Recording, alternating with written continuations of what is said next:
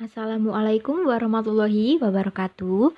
Selamat pagi anak-anak kelas 5 yang Ibu sayangi. Hari ini kita belajar tema 7 subtema 1, muatan pelajaran IPS. Pada pembelajaran kali ini kita akan belajar peristiwa kedatangan bangsa barat. Sebelum memulai pelajaran, sebaiknya kita berdoa dulu. Berdoa mulai. Selesai. Apa sih yang dimaksud dengan bangsa barat? Bangsa barat adalah bangsa Eropa. Nah, bangsa barat ini mulai abad ke-15 sudah melakukan penjelajahan samudra. Sedangkan bangsa barat yang menjajah Indonesia ada 4 negara, yaitu Portugis, Spanyol, Inggris, dan Belanda. Kedatangan keempat negara ini tidak secara bersamaan. Yang pertama ada Portugis yang datang di Malaka pada tahun 1511. Kemudian Spanyol datang ke Indonesia pada di Tidore, Maluku pada tahun 1521 dan pada tahun 1596 yang datang adalah Inggris, kemudian disusul oleh Belanda yang mendarat di pelabuhan Banten. Bangsa-bangsa Eropa sudah melakukan penjelajahan samudra karena terdorong oleh 4 faktor. Yang pertama adalah gold. Gold adalah kekayaan. Bangsa Eropa beranggapan bahwa rempah-rempah nilainya lebih tinggi daripada emas pada zaman itu. Mereka mengambil dan mengumpulkan rempah-rempah dari seluruh dunia. Yang kedua adalah gospel atau penyebaran agama. Bangsa Eropa menyebarkan agama kepada tanah-tanah yang mereka jajah. Yang ketiga adalah glory. Glory adalah kejayaan. Pada zaman itu, bangsa Eropa menganggap semakin banyak daerah jajahan, maka dianggap semakin jaya.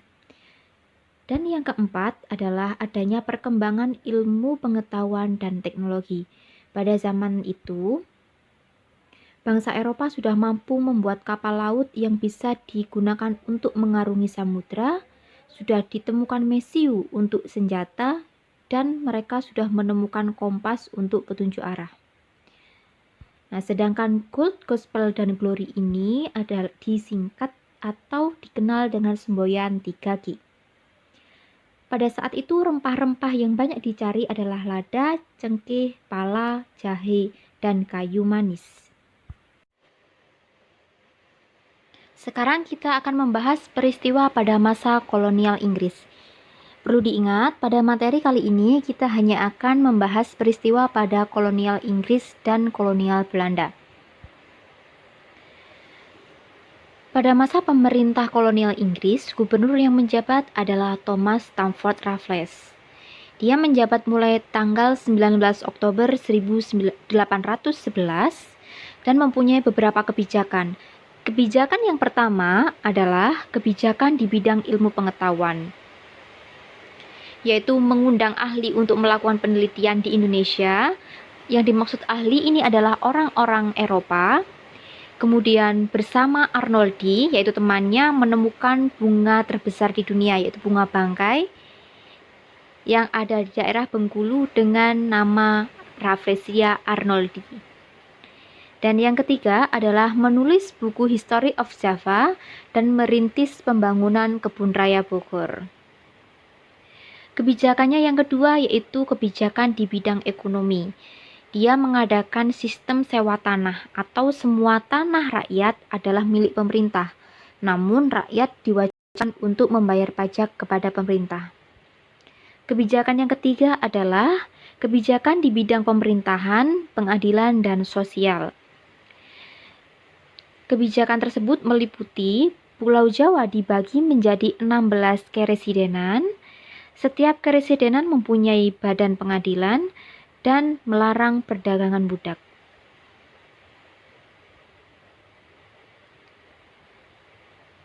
Sekarang, peristiwa pada masa kolonial Belanda. Pada masa kolonial Belanda ini ada yang namanya VOC atau pembentukan VOC yang disebut dengan Verenigde Oost-Indische Compagnie. VOC ini merupakan kongsi dagang yang dibentuk pada tanggal 20 Maret 1602. Tujuan VOC yaitu menguasai pelabuhan-pelabuhan penting di Indonesia, menguasai kerajaan, dan melaksanakan monopoli rempah-rempah. Monopoli rempah-rempah ini yang dimaksudkan adalah Belanda membeli rempah-rempah ke rakyat Indonesia dengan harga yang sangat rendah dan dibawa ke Belanda untuk dijual dengan harga yang tinggi. VOC ini sangat merugikan rakyat. Nah, pada abad ke-18, VOC mulai runtuh karena banyak pejabatnya yang korupsi, kesulitan melakukan pengawasan karena wilayah VOC ini terlalu banyak, kemudian ada revolusi Prancis, dan banyak rakyat yang menentang sehingga terjadi peperangan di beberapa daerah. Masih di pemerintahan kolonial Belanda, setelah VOC runtuh, pada tanggal 15 Januari 1808, Daendels diangkat menjadi gubernur. Kebijakan-kebijakan Daendels yang pertama yaitu meningkatkan tentara dengan mengambil rakyat di Indonesia. Daendels ini mengambil suku-suku yang ada di pedalaman Indonesia untuk dijadikan tentara perang. Yang kedua, membangun pabrik senjata di Semarang dan Surabaya. Yang ketiga, membangun jalan raya dari Anyer sampai Panarukan yang panjangnya kurang lebih 1.100 km. Nah, bayangkan mulai dari Anyer, DKI Jakarta, sampai di Panarukan Situbondo. Nah, tetapi pekerjanya ini tidak dibayar dan tidak diberi upah. Mereka disebut dengan kerja paksa atau kerja rodi. Yang keempat, membangun benteng-benteng pertahanan. Dan yang kelima, membangun pangkalan di Anyer dan Ujung Kulon. Selain adanya VOC, kerja paksa, dan sekarang ada tanam paksa yang terjadi pada masa kolonial Belanda. Pada masa ini yang penjabat adalah Gubernur Johannes van der Bos. Sistem tanam paksa ini diterapkan di wilayah Jawa, Sumatera Barat, Minahasa, dan Lampung dan Palembang.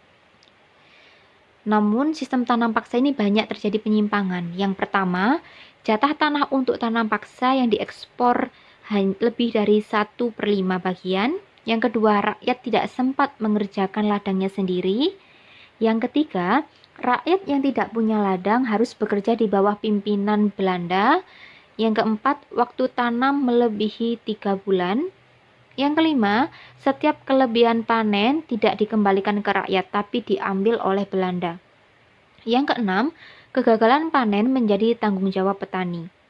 Pada masa tanam paksa ini, tanaman yang harus ditanam oleh rakyat adalah tebu dan kopi. Karena tanam paksa sangat menyengsarakan, ada beberapa akibatnya. Yang pertama, gagal panen. Yang kedua, rakyat sangat menderita. Yang ketiga, banyak wabah penyakit. Yang keempat, rakyat kelaparan. Dan yang kelima, banyak kematian penduduk yang semakin meningkat. Akibat tanam paksa ini, ada seorang tokoh Belanda yang bernama Edward Douwes Dekker dengan nama samarannya Multatuli menentang tanam paksa ini. Ia mengarang buku berjudul Max Havelaar.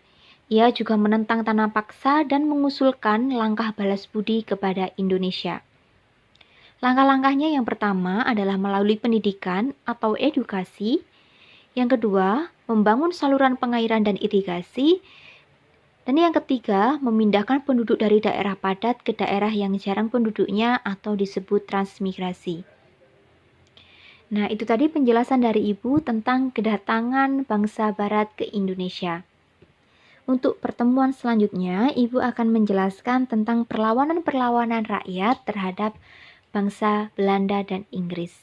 Demikian pembelajaran dari Ibu, semoga bermanfaat. Ibu akhiri, wassalamualaikum warahmatullahi wabarakatuh.